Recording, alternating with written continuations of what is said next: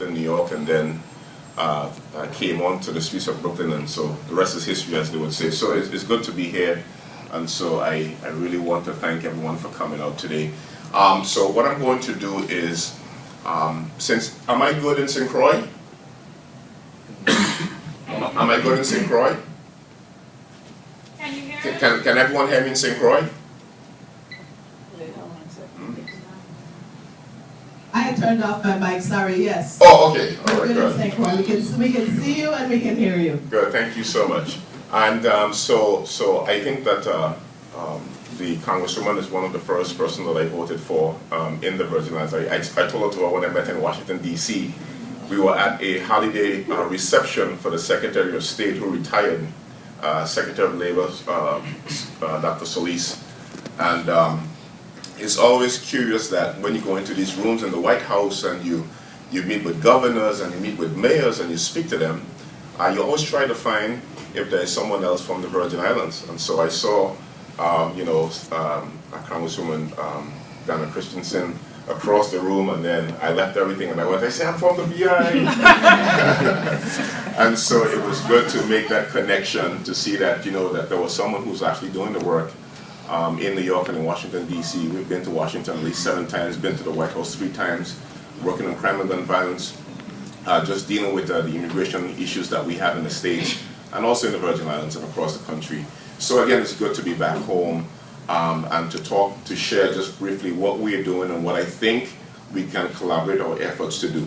So went to move away, went to Bible college, became the youth director of our local church in Brooklyn, came the youth pastor, then became the senior pastor a few years later for about 4 or 5, 7 years. So in Brooklyn, just to give you a caption, in New York City, our mayor, Mayor Bloomberg, who we always have this discussion about crime and gun violence, said that New York City is one of the safest, biggest city in the United States or in the world.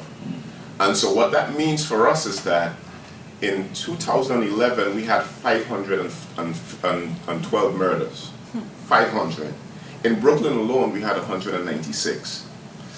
And so, in my mind, trying to figure out 500 murders by gun violence every year for the past 30 years, and then the church responsibility, community responsibility, how do we then bridge the gap between what the church does, putting our feet to our faith, moving out of the 4 walls of the church, and doing something that is tangible to help with the crime and the gun violence within our community. So for our precinct, so my area is the 67th Precinct. We have been the 3rd deadliest precinct in New York State for the past, New York City for the past 30 years. So we are a very busy precinct. We are considered a Class A precinct. And so the NYPD would organize the clergy and have these meetings. And I would always say at every meeting, clergy should organize clergy. And so we decided that we were going to do a research, look at what's going on in America, see what's happening across the country, and look at how we can be active in the fight for crime and gun violence. So we only do crime and gun violence. I don't do anything else but crime and gun violence. Just the deadliest crime in our communities. And we found that in certain parts, like in California and different places, you have these models where you have clergy councils within the precincts. Or in this case, the Virgin Islands Police Department would have these, what you call clergy council, and I'll explain exactly what that means going forward and how everyone fits in. And so we did the research, and I thought that I was going to be the secretary. Because on the council, I just came, my church, I don't have 200 members, and you have pastors who have been there for many years who have 1,500 members. One of my vice presidents is the presiding bishop of the Pentecostal church. He is over 20,000 members or more, and he serves as my vice president. So what we decided to do is that we're going to take the biggest churches and the smallest churches so that we can really have one focused voice. And so we got together, we had a vote. They said, well, since you were the one who did the research, why don't you be the president? And I was like, yeah, right. And they said, okay, fine. So we sat down to decide how do we meet and really progress forward. So let me start at the end and I'm going to move backwards. And so a few weeks ago, Kamani Gray, a 16-year-old boy, was shot and killed by an NYPD officer in Brooklyn. And out of this came what they call a riot. It wasn't a full-fledged riot, but there was some disturbances, 300-400 young people in the streets, turning up the streets. And because of the work that we did for the past 2 years, we respond to violent shootings. So what a response looks like is that something happens in 67th Precinct, we dispatch our clergy members to the scene of the shooting, and we come along with other community organizations and we blanket the area. So let's say, for instance, someone is shot in Garden Street. The coalition that you're going to create, or if you have it already, is going to respond.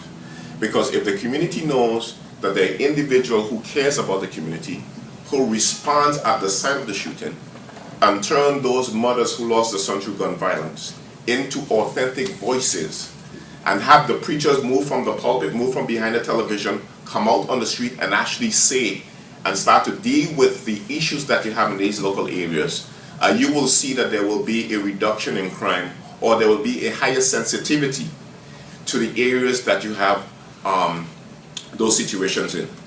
So once we got called to the scene by the NYPD, by leaders within the community, the work that you do, most of the times the way that we get notified of a shooting is by people in the community. A lot of police cars in one area in the 6-7, in confines of 6-7, they kick it up to a clergy member, and we send out a text, and then we is preview to what's going on in this area. So just to put it in perspective, in the 6-7 precinct in Brooklyn, our district attorney Charles Hines, the judge might know Charles Hines, we did something, and I stood as one of the first pastors to start to do the gun buyback program. That's one thing that's good. But the second thing that we did also as well is what we call Project Safe Surrender. And Project Safe Surrender is that we take the churches and make it a courthouse.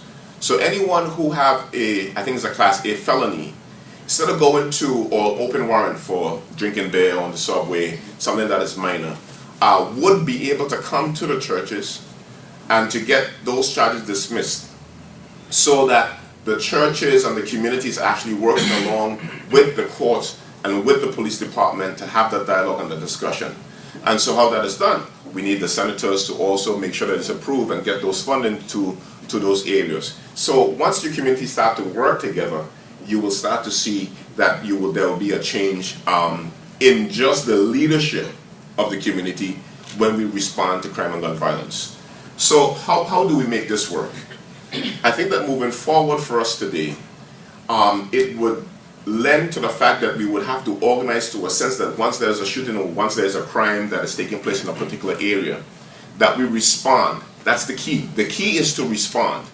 And yes, we're preaching in our pulpits, we're on TV, I've been on radio, but once you get out into the community and young people can see that you are concerned and you care about them, and then the young man who has the workers program who deals with construction or bringing gang members into this program, you are down the scene giving out flyers. You have the mothers who have lost their son turning into authentic voices. You have the president, President Malone, speaking on these issues. We have some senators who are in St. Croix, in those areas, whether it's William Delights or Aris Dios Height, going to these individuals, going to these places and speaking at the scene.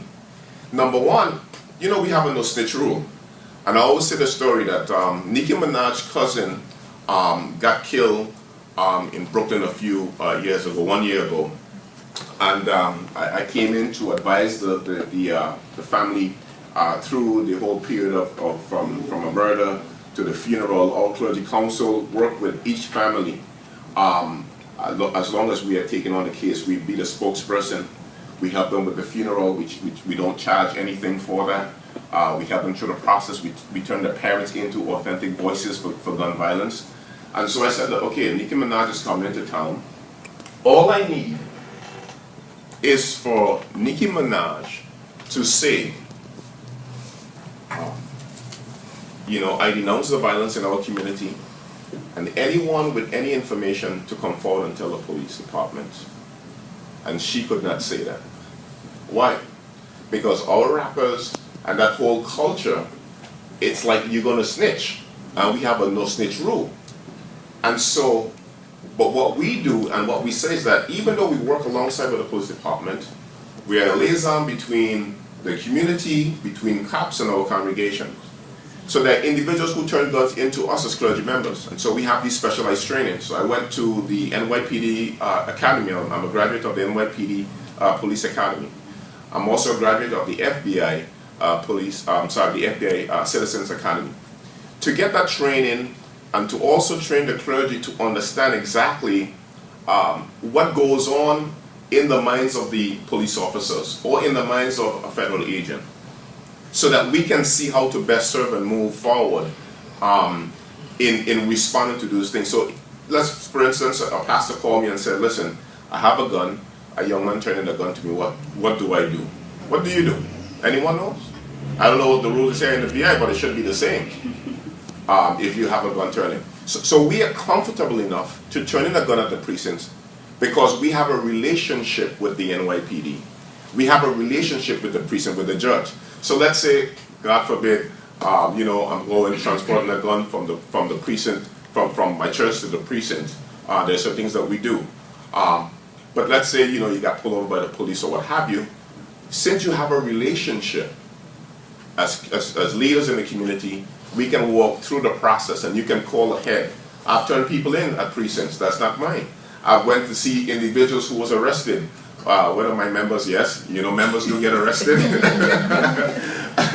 And, you have that ability to go and speak. So you have a very good relationship with the community, with the NYPD or the VIPD.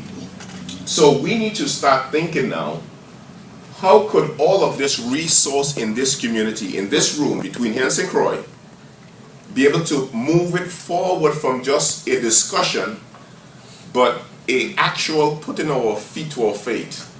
I want to say this for the religious leaders in the room. We can't be so heavenly bound that we know earthly good. We can't just want to say, well, we have a spiritual problem. Yes, we must pray, we must fight, but we have to put our feet to our faith. And we can't be scared. I mean, these are our children. We love them. And so, with the Command and Grace situation, with the young people who were standing on one side, about 200 young kids, and the police department came in riot gear, ready to really arrest those individuals. And to show you the extent of our relationship and what we do on the ground, is that I talked to the commander at that point in time, in the street, the same night that you saw all the stuff on TV. And I said to him, give me an opportunity so that I can speak to our kids so that they could back down, so that we don't have a situation on our hands. And they actually allowed me to get on the loudspeaker of the phone, of the cruiser car, and I speak into those children. I said, listen, this is Pastor Monroe's, local pastor, the work that we're doing here.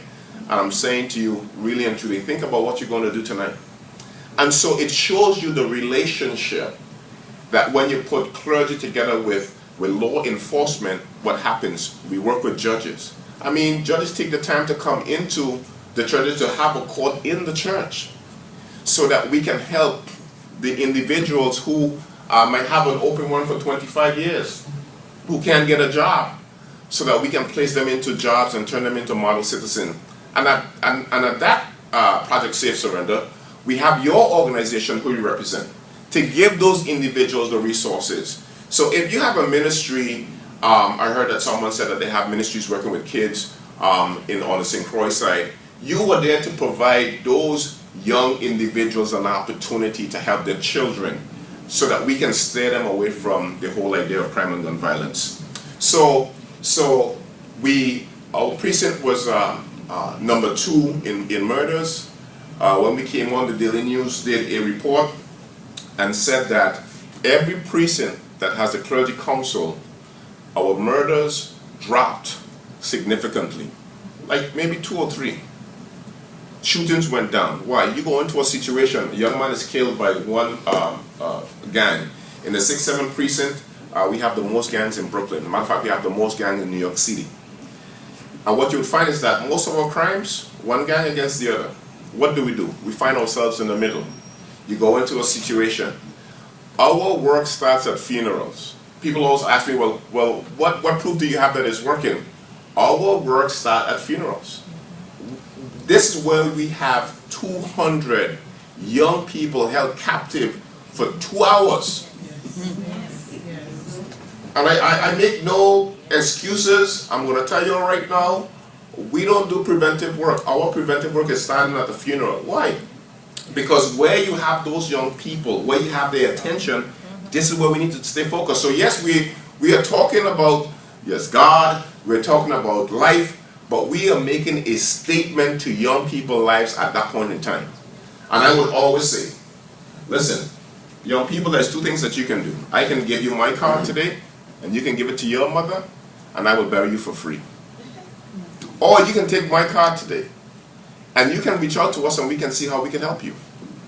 You have to be, it is that serious that we have to really work hard to move along all the resources that we have in this community. And so what we're going to do is that we're going to spend some time, and the councilwoman is going to come back, we're going to spend some time to discuss exactly what some of the concrete things that we can do moving forward. So the media nickname was the God Squad. And the God Squad means that we have these fancy jackets that we go out in the street. We did something called Occupy the Corners, where most of the young men who were shot and killed in Brooklyn is between the age of 18 and 24. I have done 11 funerals in 2 years. And our men and women in the Clergy Council, we have never buried someone older than myself at 37. Never. Never. And I don't think that I would. Most individuals who are killed with gun violence and crime happens on the weekend. 98%, they're either African American, or they're Hispanic. And most crimes happen on the weekends. So we are out on a Saturday night at 12 o'clock, leaving our pulpits, knowing that some of us have to go preach on Sunday morning. Well, I just preach on Saturday, but some of my colleagues have to preach on Sunday morning, and we are out roaming the streets just talking to individuals. We always have police there with us who shadow us along the way. And then you have community leaders who are there to offer a flyer. Do you need a job? Do you need food? If we don't get involved and entrenched into this thing, we are just going to be having these events here, there, and everywhere.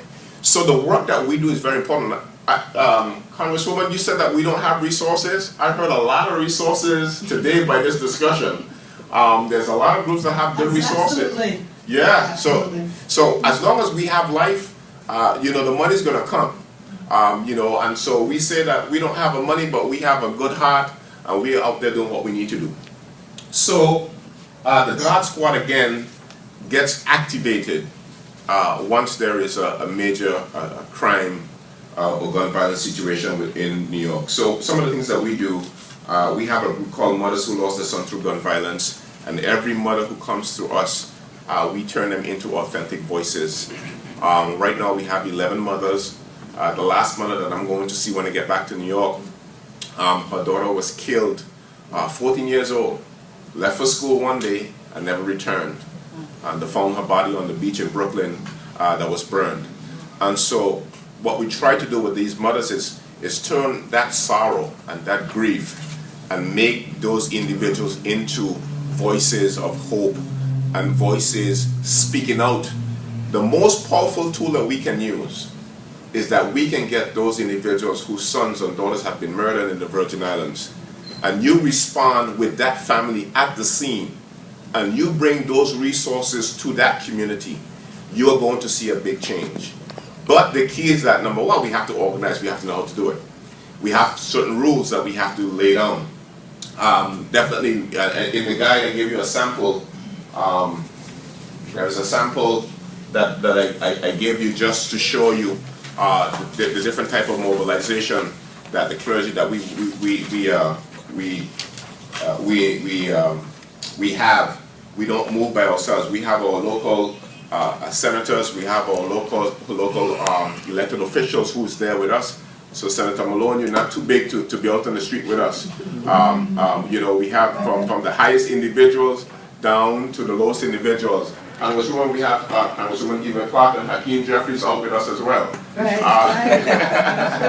And for the past I'm sure. Yeah, and for the pastors who think that you have a big church, trust me, we have the biggest bishops on the street with us. We have Reverend Al Sharpton with us. So we are really out on the street. This is nothing that says that you're too big or you're too small to do. We all need to be there together on the road. Even the mayors, everyone who run for mayors, come out on the street. They are there with us, and they understand the value of it. So we do roll calls at the police department.